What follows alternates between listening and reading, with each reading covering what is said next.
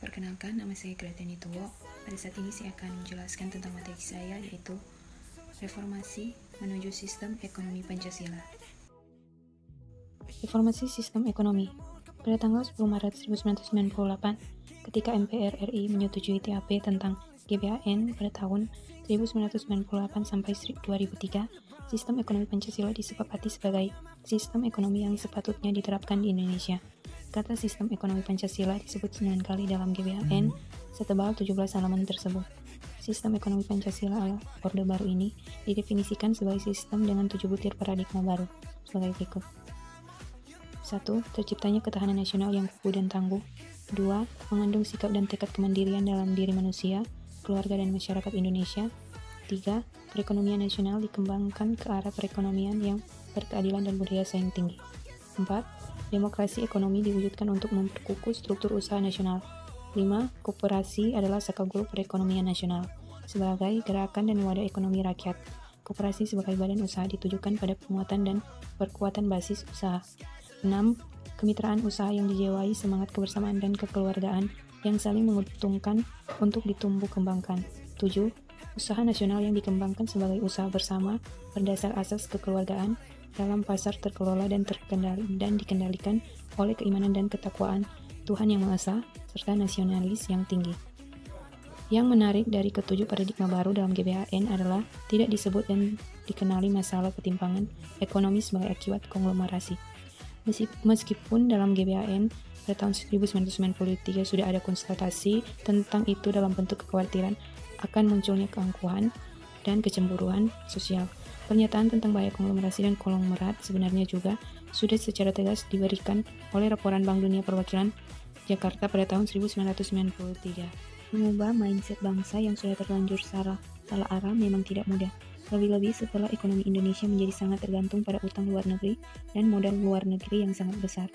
Jika kita sepakat bahwa utang-utang yang sudah sangat besar itulah yang mengakibatkan kita tidak lagi memiliki rasa percaya diri sebagai bangsa, maka tidaklah masuk akal jika kita tidak segera melepaskan diri dari ketergantungan pada utang-utang luar negeri tersebut. Reformasi yang kini membingungkan masyarakat karena tidak mencapai tujuan menyejahterakan seluruh rakyat Indonesia adalah karena bangsa ini tidak pernah berani menunjukkan kekeliruan bersama dan mengakui dosa-dosa kolektif yang telah diperbuat. Maka hukuman atau percobaan Tuhan telah diberlakukan, dan kita sudah sepantasnya mengakui dan memperhatikan dosa-dosa tersebut dengan sungguh-sungguh. Aspek ekonomi kerusakan bangsa. Jika Ahmad Syarif Ma'arif dan Frans Magnus Suseno berbicara keras tentang kerusakan bangsa yang hampir sempurna, sehingga tinggal tunggu waktu dibawa masuk jurang, maka dilihat dalam perspektif ekonomi diartikan bahwa krisis ekonomi dewasa ini sudah amat parah, yang jika dibiarkan pasti akan mengakibatkan kebangkrutan perekonomian nasional. Meskipun orang tidak pernah lupa menyebutkan bahwa krisis yang melanda bangsa Indonesia dewasa ini sudah menjadi multidimensi. Tokoh yang paling sering disebut di media massa adalah krisis ekonomi, bukan krisis politik, krisis hukum, atau krisis moral. Sebabnya, tidak lain karena selama 3 dekade Orde Baru, pembangunan ekonomi sudah menjadi agama, dengan peranan yang amat dominan dari perusahaan-perusahaan konglomerat. Kini ketika konglomerat sudah rontok, yang sulit dibayangkan untuk bangkit kembali karena utang yang sangat besar, maka ekonomi secara keseluruhan dikatakan dalam keadaan krisis parah. Bahwa ekonomi nasional dianggap masih dalam kondisi krisis. Faktor-faktor antara lain adalah kurs dolar yang masih 3 kali lebih tinggi dibanding sebelum krisis moneter pada Juli 1998. Krisis moneter yang menghancurkan. Krisis moneter Juli 1997 mencapai puncaknya bulan Januari 1998 jelas merupakan cobaan Tuhan atas bangsa Indonesia karena meskipun berkali-kali diingatkan tentang bahaya konglomerasi, tokoh para pemimpin bangsa Indonesia selalu meremehkan dengan alasan menurut teori ekonomi, konglomerat itulah satu-satunya andalan kemajuan ekonomi bangsa. Maka krisis moneter adalah cobaan yang lebih berat lagi kadarnya yang menghancurkan ekonomi sektor modern atau konglomerat. Supaya bangsa Indonesia menjadi sadar, terbukti kemudian pemerintah Indonesia yang dikuasai pemikiran-pemikiran ekonomi klasik atau neoklasik yang kapitalistik liberal tetap saja bersikukuh. Konglomerat yang rontok mati-matian hendak diselamatkan oleh pemerintah mula-mula melalui dana BLBI atau yang kini sudah ditutup bukukan dan kemudian melalui dana rekapitalisasi perbankan berupa obligasi negara yang bunganya menjadi tanggungan APBN. Sistem ekonomi yang eksploitatif. Sejak otonomi daerah dilaksanakan mulai pada Januari 2001, terjadilah semacam perebutan rezeki antara pemerintah pusat dan antara pemerintah daerah, khususnya kabupaten atau kota yang bertetangga. Karena dasar hukum pelaksanaan otonomi daerah adalah Perda-Perda, di samping UUD nomor 22 dan nomor 25 tahun 1999, maka pemerintah daerah bersama DPRD menyusun berbagai perda yang jika akhirnya menimbulkan konflik dengan kepentingan pemerintah pusat.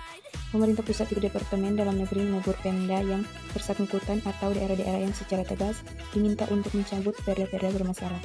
Banyak daerah, terutama yang kaya sumber daya alam, di masa lalu merasa disedot kekayaan oleh pemerintah pusat dan investor dari luar negeri.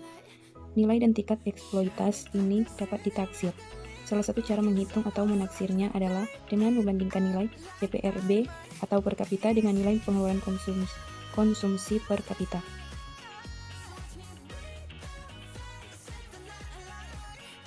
Dosa kolektif bangsa. Jika kita yakin bahwa pembangunan nasional termasuk pembangunan ekonomi harus dilaksanakan dalam bingkai budaya bangsa Indonesia, maka harus tidak ada keraguan ataupun bahwa contoh-contoh atau model-model pembangunan bangsa-bangsa lain yang pasti mengacu pada sistem nilai dan budaya berbeda harus tidak kita tiru dan tidak kita terapkan begitu saja sebagai sistem membangun nasional kita. Berbeda dengan pandangan pakar-pakar ekonomi arus utama, kerusakan ekonomi yang dialami sektor modern atau konglomerat tidak perlu kita ratapi, dan kita tidak perlu mati-matian memulihkan kondisi ekonomi pra-krisis yang sangat timpang. Ekonomi kerakyatan adalah sistem ekonomi yang demokratis, menunjuk pada asas keempat Pancasila, yaitu kerakyatan yang dipimpin oleh hikmat kebijaksanaan dalam permusyawaratan dan perwakilan, di mana ekonomi rakyat mendapat dukungan pemihakan yang sungguh-sungguh dari pemerintah. Bahwa sejauh ini pakar-pakar ekonomi arus utama menolak ekonomi kerakyatan, bahkan juga ekonomi kekeluargaan, adalah karena mereka secara a priori menganggap ekonomi kerakyatan bukan sistem ekonomi pasar, tetapi dituduh sebagai sistem ekonomi sosialis komunis ala Orde Lama pada tahun 1959 sampai 1966. Kembali ke ekonomi Pancasila. Pengalaman pahit Krismon pada tahun 1997 sampai 1998 meyakinkan kita semua betapa besar arti perekonomian nasional yang benar-benar mandiri. Ekonomi mandiri adalah ekonomi yang meskipun tumbuh dengan laju relatif rendah, tapi dalam jangka panjang terjaga keberlanjutannya.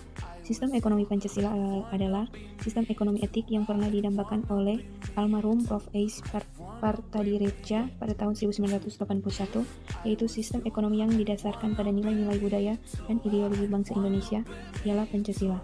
Pemerintah Orde Baru yang bersumpah melaksanakan Pancasila dan Undang-Undang Dasar 1945 secara murni dan konsekuen, bertekad untuk memajukan kemerataan pembangunan dan keadilan sosial. Tetapi, keinginan ini tidak pernah terwujud karena strategi pembangunan dan politik ekonomi, sebagaimana berulang-ulang kritik oleh Bung Hatta, didasarkan pada liberalisme sehingga, seperti biasa, persaingan pasar yang liberal selalu dimenangkan oleh yang kuat atau konglomerat, dan melunglaikan yang lemah. Maka pada sidang-sidang MPR pada tahun 1997 sampai 1998, pemikir-pemikir kesiangan berusaha merumuskan konsep-konsep sistem ekonomi Pancasila dengan menyebutkan kata ekonomi Pancasila sebanyak 9 kali dalam GBHM 1998, tapi menghapus kata-kata ekonomi rakyat yang telah disebut 25 kali dalam GBHM pada tahun 1993. Revolusi gagasan menuju ekonomi Pancasila. Ekonomi Pancasila bukanlah sistem ekonomi baru yang masih harus diciptakan untuk mengganti sistem ekonomi yang kini dianut bangsa Indonesia. Bibit-bibit sistem ekonomi Pancasila sudah ada dan sudah dilaksanakan oleh sebagian masyarakat Indonesia, terutama pada masyarakat pedesaan, dalam bentuk usaha-usaha bersama berdasar atas asas kekeluargaan.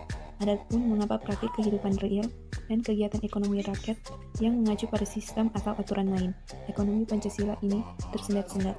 Alasannya jelas karena politik ekonomi yang dijalankan pemerintah bersifat liberal dan berpihak pada konglomerat. Ketika terjadi Krismon pada tahun 1997 sampai 1998, meskipun keberpihakan pemerintah pada konglomerat belum hilang, tetapi gerakan ekonomi kerakyatan yang dipicu semangat reformasi memberikan iklim segar pada perkembangannya sistem ekonomi Pancasila yang berpihak pada ekonomi rakyat. penjelasan dari materi saya. Terima kasih.